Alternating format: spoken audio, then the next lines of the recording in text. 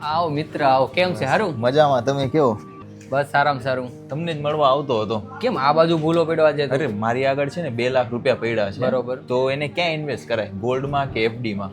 જો મિત્ર, બંને ઓપ્શન અત્યારે સારા નથી, કારણ કે FD માં વળતર સારું નથી અને ગોલ્ડમાં તો મોદી સાહેબે તે ઇન્વેસ્ટ કરવાની ના પાડી છે. તો એને શું કરવું? આમને આમ પડ્યા તો કઈ ડબલ થવાના નથી. તારા ઘરમાં જ ઇન્વેસ્ટ કરી દે ને એને. અરે પણ એ ઘર છે, મારી કંપની થોડી છે જો ત્યાં વધશે કઈ. અરે સોલાર લગાડી દે, સોલારમાં તો આમે સબસિડી આપે છે સરકાર. તો પણ મતલબ મેં સમજ્યો નથી. જો ઘરે સોલાર લગાડી દેવાનું, જેનાથી તારી વીજળી ફ્રી થઈ જશે, ગવર્મેન્ટ તને સબસિડી આપે છે. પણ એને તો સાફ સફાઈ કરવાની ની બધી માથાકૂટ વધી જશે ને? ના 15 દિવસે એક વખત વ્યવસ્થિત સાફ કરી દેવાનું, અને વધુ જો તને લાગતું હોય તો ક્લિનિંગ સિસ્ટમ લગાડી દેજે.